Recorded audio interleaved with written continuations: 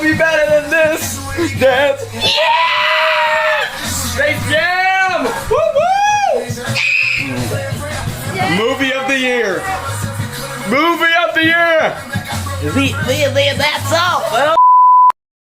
Alrighty then, my roll chubs. It is I, Daniel. You may call me the Pop Culture Dude, and man, it's been a while since I made a movie review on this channel. I could not remember what was the last time, but who cares? There's literally been 5 people that have been requesting me, will you make a movie review of Space Jam: A New Legacy? And if you guys have not noticed, you can definitely tell I'm one of the big Looney Tunes fans. You can see all Bugs Bunny, Daffy Duck, and Roadrunner, meep meep, even the Funko Pops, even the Space Jam: A New Legacy merchandise. So yeah, Space Jam: A New Legacy was one of my most anticipated movies in 2021. I even make a trailer reaction to that movie, and I even did a plush parody of it in my Winnie Daffy Duck channel. So if you guys are interested to watch that video, it's over there. I'll put the link in the description if you guys are interested. But now you want to know my thoughts on Space Jam: A New Legacy. If you guys have been following me on Twitter, I've been posting non-stop about what are my thoughts of watching the movie, because obviously you either had to see the movie in theaters or on HBO Max. But for me, I watch on HBO Max twice. I watched it for the first time by myself, and then the second time that you saw earlier in the video was with my family. But it was definitely a nice home and theater experience. So, Space Jam: A New Legacy. Obviously, it's a sequel to the 1996 Space Jam original movie featuring Michael Jordan, where it's nothing but a guilty pleasure nostalgic flick. Like, it's not meant to be a perfect film. Like, obviously, it's meant to sell NBA shoes, Looney Tunes merchandise, and basically were most of the criticisms with this new Space Jam, and if you guys haven't not noticed, it's been getting negative reviews on Rotten Tomatoes. Like, this movie is nothing but an IP-driven commercial movie. I'm like, oh yeah? So was the original Space Jam. Like, both the original and the new Space Jam has very similar highlights and a little bit similar things, like, and flaws what they have in common. But all criticisms aside, like, it's basically the same. Like, literally, the first original Space Jam movie, before it existed, it started with a Michael Jordan and Bugs Bunny Air Jordan commercials back in the 90s, way before the movie existed. So, you know, it's the type of movie that's not been taken seriously, but it has a nice soundtrack, but it also carry a bunch of nice 90s nostalgia. Like, the original Space Jam was pure 1996.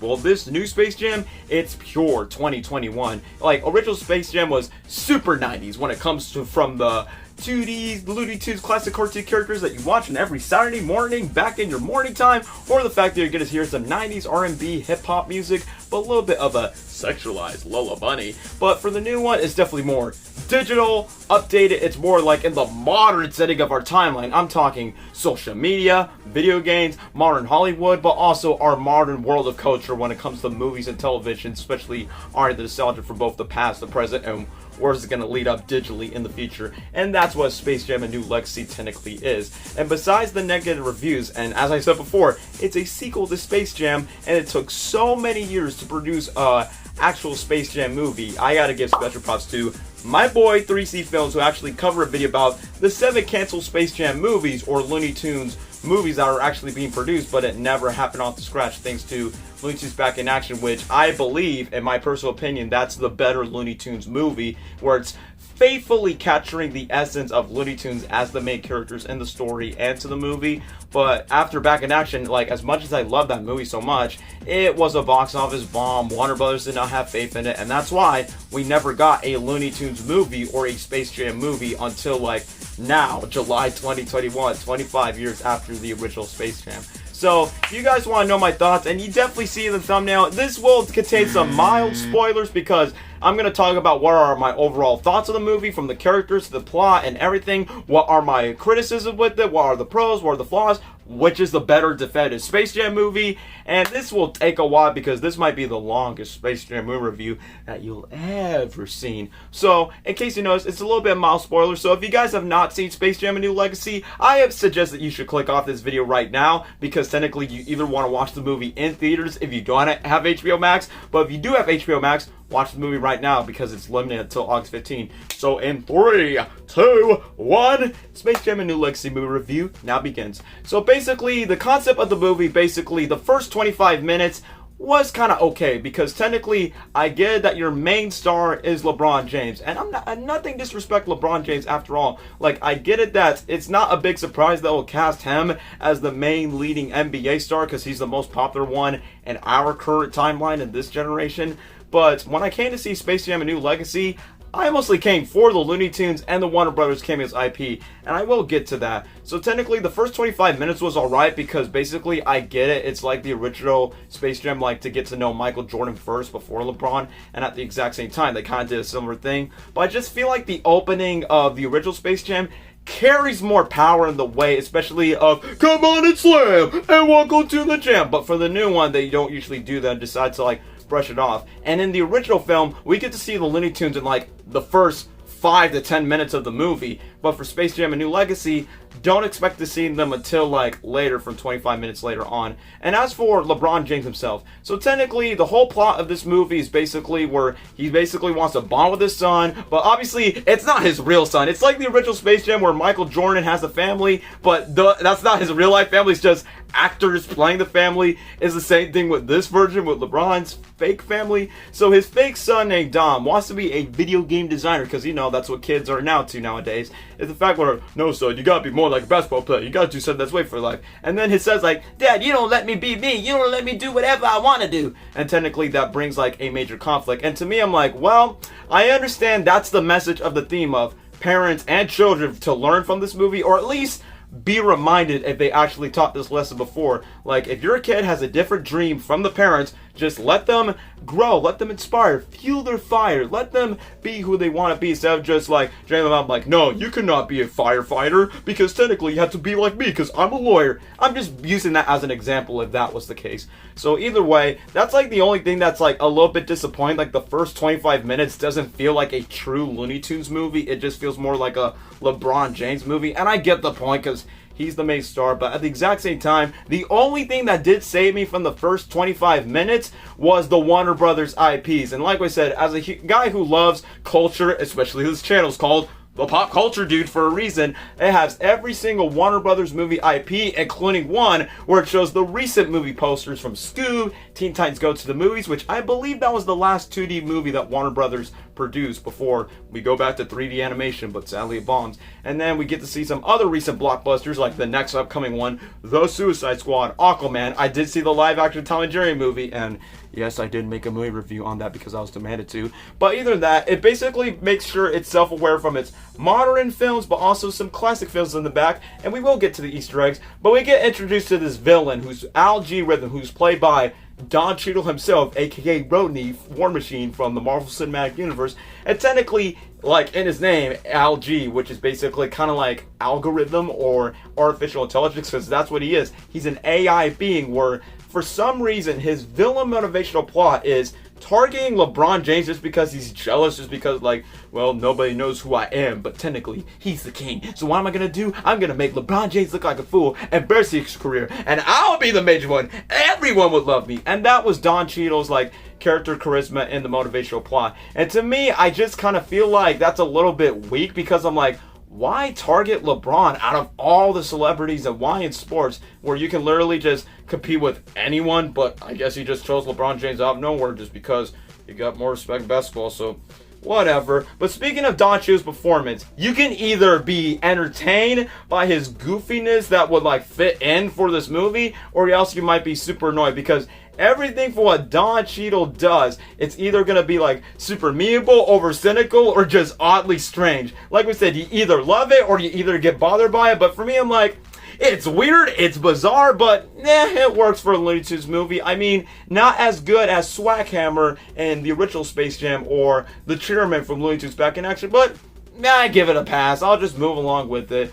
And technically, when LeBron eventually gets into the Toon World, because in the original film, it didn't make sense from how come the Looney Tunes are like stuck in a portal like in the middles of the earth when the little aliens from Moron Mountain decide to go in. But in this one, it kind of makes sense. And technically, I will get to the highlights. One of the highlights, before I talk about the Looney Tunes itself, it's the animation. The 2D animation as well as the 3D in the second like act of the movie's just muy macho, a masterpiece. Because I can definitely tell that it's good to see the Looney Tunes in 2D, but also looking good in 3D traditionally from their animation. And it's pretty rare that we see that from movies nowadays, because, you know, everything's all 3D CG in our current modern blockbuster mainstream land. But speaking of the Looney Tunes, so technically when LeBron decided to go to the Looney Tunes, this is where we get to one of the saving graces of Space Jam and Loon Legacy. Just like the original Space Jam where it goes Michael Jordan, Bugs Bunny, and just like in the new film, Bugs Bunny is the second main star of the movie, which, when he appeared on screen, I could stop shooting, like, yay, Bugs Bunny! And when he first appeared, yeah, what's up, Doc? And technically, Bugs Bunny has so much highlights in this movie. And you want to know why that is? Because one, I like, as a Looney Tunes fan, they acknowledge everything Bugs Bunny related in the Looney Tunes. They reference Big Chungus where he was trying to impersonate Elmer Fudd. They'll hold him, alright? And technically, there are other Easter eggs and references to other Bugs Bunny cartoons. Like when he puts LeBron like in the chair, trying to do like a barber makeover, it reminded me of when Bugs Bunny takes over Elmer Fudd's like bald head and that classic music plays. And that clip was in the original Space Jam movie back in Moron Mountain. And technically, they also did pay a couple homages. There's plenty of Looney Tunes Easter eggs in the Toon World, so you probably might, if you're watching this movie on HBO Max, you're gotta go through rewind back and forth for like any Looney Tunes Easter egg. But speaking for Bugs Bunny, so technically, I'm gonna talk about the voice cast. So Jeff Bergman, who is the voice of Bugs Bunny since the 90s, he was the first voice actor to voice Bugs after when the original Mel Blanc, who was the GOAT of voice acting, who voiced the majority of your favorite Looney Tunes characters in the old cartoons, passed away. And Jeff Bergman's been voicing Bugs in the 90s, and I've been familiar with his voice in the Looney Tunes show, and I gotta say, he really does a great job with the nasaling on the voice and the fact that he actually gives Bugs Bunny an emotional story arc. If you don't know what's going on with Bugs, because when LeBron goes to the Toon World, Bugs Bunny is all alone, all by himself. He's basically Kermit the Frog in the 2011 Disney Muppets movie, where Kermit's all by himself and the Muppets are all split apart. Just think about a Muppets parody song, but with Bugs Bunny singing it. Now they're only pictures in my head. I can think of it in my head. So technically, Bugs Bunny just announced to LeBron that most of his friends split up. And the reason why he's recreating his memories very soon is just because all of his friends got split up, just because Al G just thinks that the Looney Tunes are becoming irrelevant and they need to be a little bit more and more interesting properties, like in the Warner Brothers serververse, which they like to call it, where it goes to every movie planet like The Matrix or Wizard of Oz, Harry Potter, DC Comics World, etc., Game of Thrones, and basically that's where all the Looney Tunes are all split up. And then Bugs is eventually feeling all washed up. And I like that the fact he was drinking carrot juice, which it reminds me of one of my Wayne Daffy Duck videos where Bugs usually says, "A nice cold beer," and it just gives me a reminder of that gag. But other than that, it made me feel so sorry for Bugs, because honestly, I feel bad that he is just all alone and all of his old friends are just split up, and that's why he's trying to recreate his memories with them. And basically, LeBron decided to make a deal like, you gotta help me to get my son back, all because of Al G Rhythm. And then Bugs Bunny explains like, there's a, I remember that name, Al G Rhythm, because he's the one that split the Looney Tunes in the first place into different other planets, and that's why LeBron and Bugs Bunny has to team up with each other to compete in a basketball game. And I like that Bugs eventually was very self-aware by saying, that sounds awfully familiar, because the original film is still canon. So that was like one of the biggest highlights. And the next Looney Tune that we did saw on screen, okay, for those of you who are a Marvin the Martian fan, is the fact that there's so much merchandise marketing behind Marvin, like he was going to have some big major moments, but spoiler alert, Marvin only has like 3 scenes. He does say his iconic lines like, I claim this planet in the name of Mars, you make me very, very angry. The fact that Bugs and LeBron steal his UFO flying ship, and they use a repeating running gag where basically the sliding door just crushes to be like, ouch, every time. So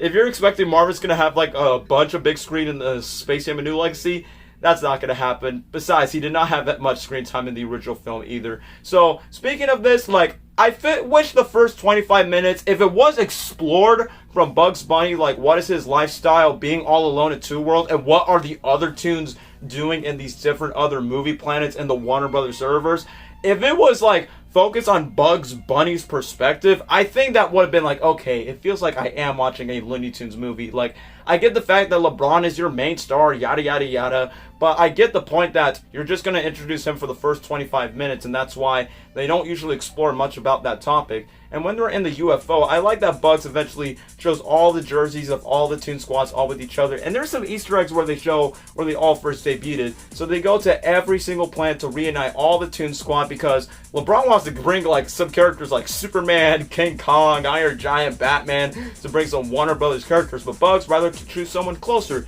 It's his family of Looney Tunes. And that's why they decided to go to multiple different planets. They almost went to Harry Potter because I'm like, wait, LeBron's a Harry Potter geek? Not a lot. And technically, when they went to the DC planet, I got like very nostalgic for a bunch of things. We're in the Batmobile of, they're basically a parody of the 1966 Batman and Robin. And then they met my favorite Looney Tunes character, Daffy Duck, which Daffy doesn't really have a strong arc in this movie besides Bugs Bunny, because technically that he had a stronger arc and Back in Action where he basically was being overshadowed and got fired by Warner Brothers to trying to find his purpose in life. But for Bugs, and eventually he's the one that's been taking most of the shining in this movie. Well, Daffy, he's there just because of trying to prove himself that he's a superhero, not like Duck Dodgers, but basically a parody of Superman. And technically, his only role in the movie is to be like the Toon Squad coach, and that's pretty much it. He doesn't like play the basketball game. But there's another character that I will mention. Like, they find all the Looney Tunes from Mad Max Fury Road, from The Matrix, and probably from Austin Powers. My favorite cameo was Elmer Fudd was playing as Mini-Me from Dr. Evil. Just go, $1 million. I just think that was like a hilarious crossover cameo.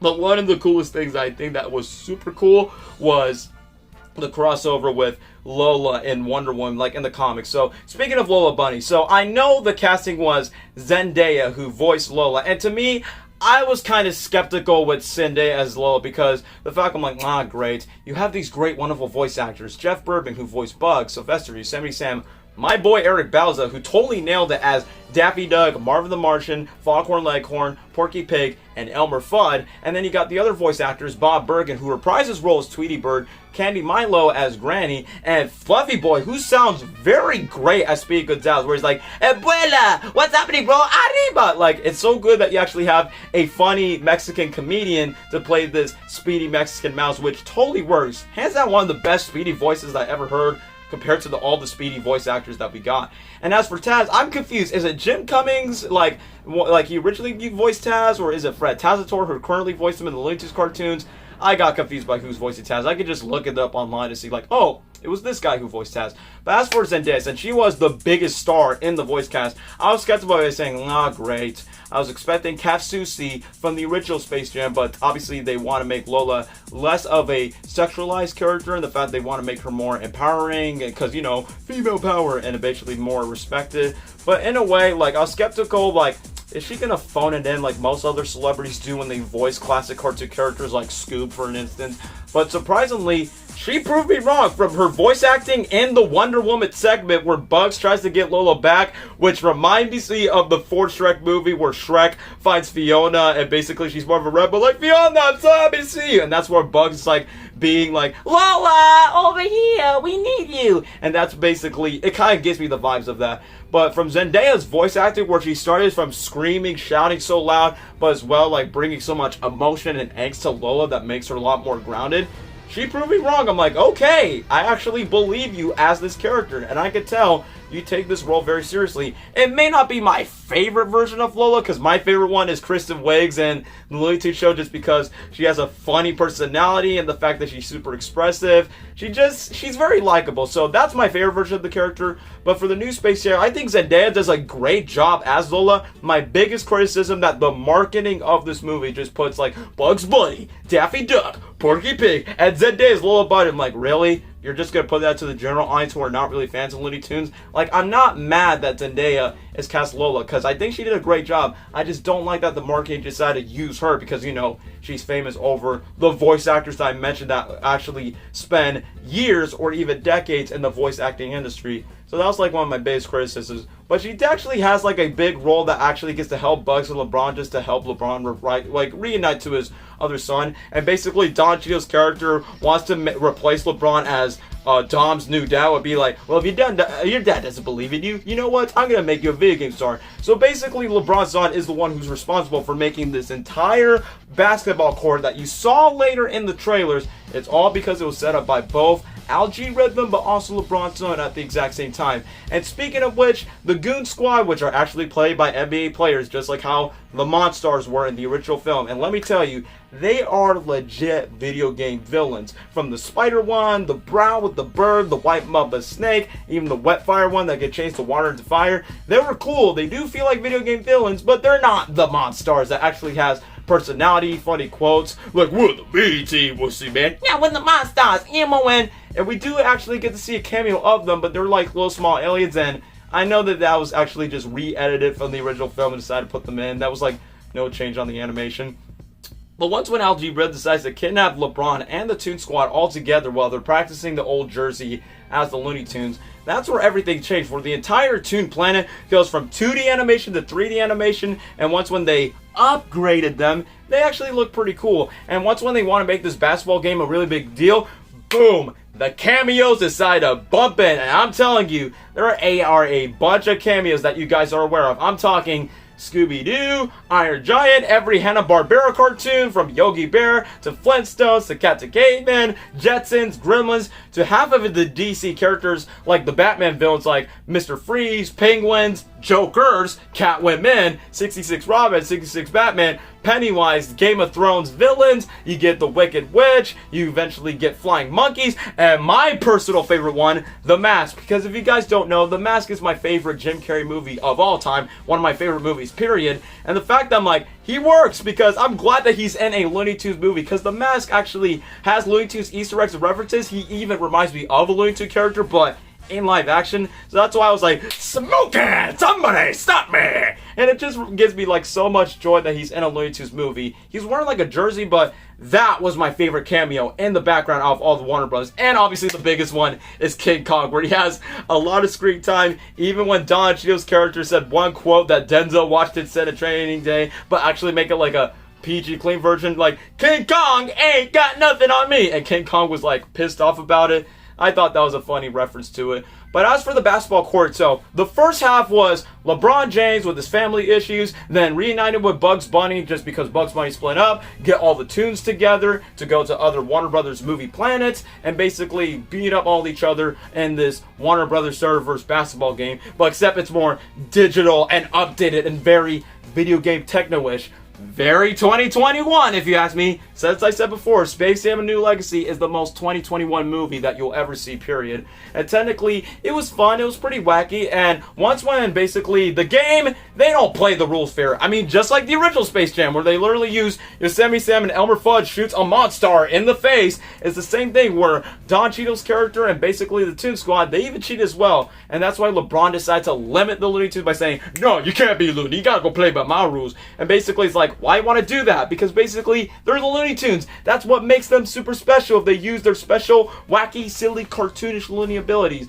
And once when they keep on failing, that's where they decided to take a break in the locker room, because technically the deal is, okay, to the servers. And they actually kidnap all these random people, including LeBron's fake family. Once they look up social media on the phone, they get transported into the basketball game in the serververse. And basically it's like, well, if the Goon Squad wins, all of you random civilians, you're going to be stuck in here forever. And then Daffy's like, well, at least we're good. And the Toons will be deleted. So basically, like, I can tell that Don Cheadle's character, Algae Rhythm, does not like the Looney Tunes, like they're all washed up. Just like the Muppets in the 2011 movie, where the Looney Tunes are becoming irrelevant in the movie, not in real life, because as I said before, I actually want that story from Bugs Bunny's perspective about him reuniting with the Looney Tunes and get to explore his sense of loneliness like in the film. And I wish that was like the first 25 minutes if it was told in Bugs Bunny's perspective and not LeBron's.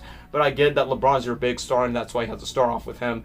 And technically, for after this, speaking of other cameos, there's one obscure cameo that I find hilarious. I remember back then in the interviews, Don Cheadle's like, yes, Michael Jordan is in the film. And sure, Sylvester himself's like, I got himself Michael Jordan. And in case you notice, it's not the Michael Jordan you're expecting. It's Michael B. Jordan. And I'm like, that's clever. That's really clever, because you want to know why? It reminds me of this one joke from the original Space Jam when Bill Murray shows up where Daffy's like, how do you get here anyway? Producer's a friend of mine, because the original Space Jam was produced by Ivan Reitman, who directed Ghostbusters that stars Bill Murray, and in this new one, it's produced by Ryan Coogler, that features Michael B. Jordan in his 2 of his movies, Creed and Black Panther. So I thought that was a very obscure reference, and I like that Daffy's like, you're gonna get Michael A. Jordan, but not Michael B. Jordan. And basically, he's like, Rod Jordan, trade Sylvester in his checkboard just to replace Sylvester of getting the wrong Michael Jordan they're looking for.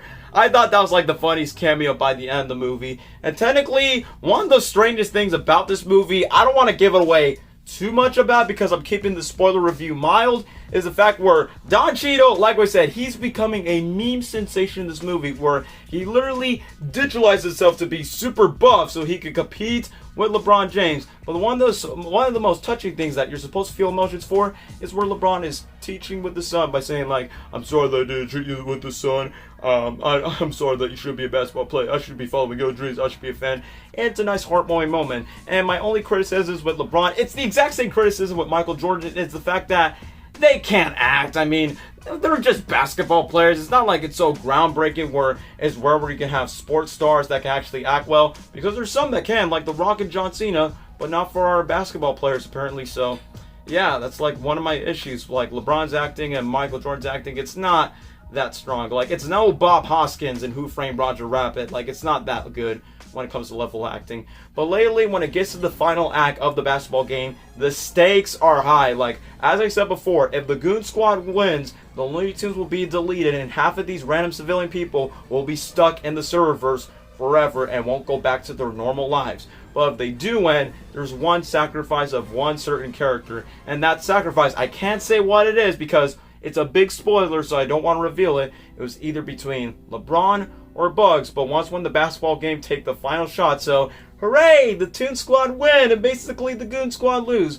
But there's this one moment where it eventually made me tear up. I don't want to say it because of spoilers, but something very sad happened to Bugs Bunny, and it reminds me of the ending of Shrek Forever After. That's my spoilers without context, where it was pulling the heartstrings of what happened to Bugs Bunny, but luckily it didn't hang on for longer because it's like basically LeBron is back with his family, like yay, LeBron's back with his family, and to me it's like, where's Bugs Bunny? What happened to him? Like, I was actually getting to like emotional heartstrings because Bugs Bunny has a really good emotional story arc where he's reunited with all the Looney Tunes, he's reunited with his family again after being all by himself in Two World, and that's what I'm saying, that really hits me in the guts. Like, I teared up, but I almost went to cry, but I didn't fully cry because it just goes back to LeBron's family, and then at the end of the day, basically, LeBron takes his son to a video game camp instead of basketball camp, and then voila! Bugs Bunny's back! Yay! He's basically alive! And we actually get to see him in the real life world,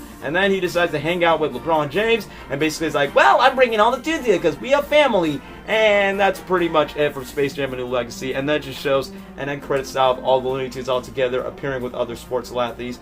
So, yeah, that's my review of Space Jam: A New Legacy. Like, yes, there are some letdowns of the movie. Like, my letdowns, just like the original film, is the fact that it's pretty much the same. It doesn't really focus on being a Looney Tunes movie like the original Space Jam. They're both movies not meant to be taken self-seriously. There's some elements that the original movie did better, like the soundtrack. The original movie beats it. Like, the new movie does reference at least 2 songs, like Pump Up the Jam and Let's Get Ready to Rumble, but there's no Welcome to the Space Jam or I'm Gonna Fly Like an Eagle. That's not in the original movie. No Bill Murray, no Wayne Knight, not that much acknowledgments of other media from the original Space Jam. So there's some elements that I like from the original Space Jam better, from the opening to the soundtrack and even from the Looney Tunes 2D animation.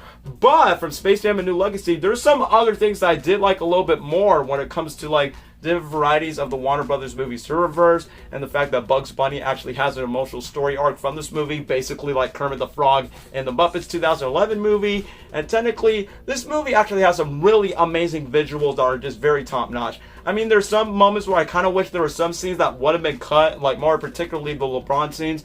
But other than that, it's just a fun movie. Like, it's not meant to be taken self-seriously. It's not great like Who Framed Roger Rabbit as the live action cartoon hybrid movie that's a love letter to classic Hollywood and classic cartoons. This was just a love letter to our modern Hollywood culture, but as well bringing the Looney Tunes together. So, if I had to say which Space Jam movie is better, I know there's some people who said, no, the original Space Jam is better. No, I like the new one better. Or, you probably might be like me on this, and probably some of you people might agree with me on this too. Like, both Space Jam movies, as I said before, they're not perfect. They're obviously commercial-driven movies, but they're just fun, silly, goofy entertainment, especially for someone who's interested in Looney Tunes. I'm not the biggest basketball fan, but I actually got interested of seeing the Looney Tunes going face-to-face in a movie once again. But if I had to agree by saying that, what's the best Looney Tunes movie? Hot take opinion. I say Back in Action is still the best Looney Tunes movie. It's super underrated if Space Jam did not overshadow it,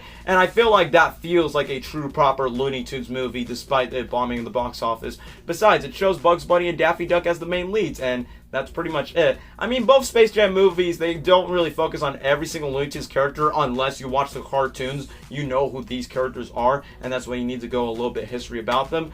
But for Space Jam 1 and even A New Legacy, I can have myself a double feature on both Space Jam movies since I watched the original multiple times before seeing this brand new one. And that's what my basic opinion about. You can love what from Space Jam did or what the new one did. You can have your own criticism of the old one or the new one. And just basically, you have the right to have your own opinion. But either way, just don't take this movie super seriously because it's not meant to be perfect. It's just more like fun entertainment for your family and seeing the Looney Tunes just playing basketball and a new version in a 2021 updated digital version of the film.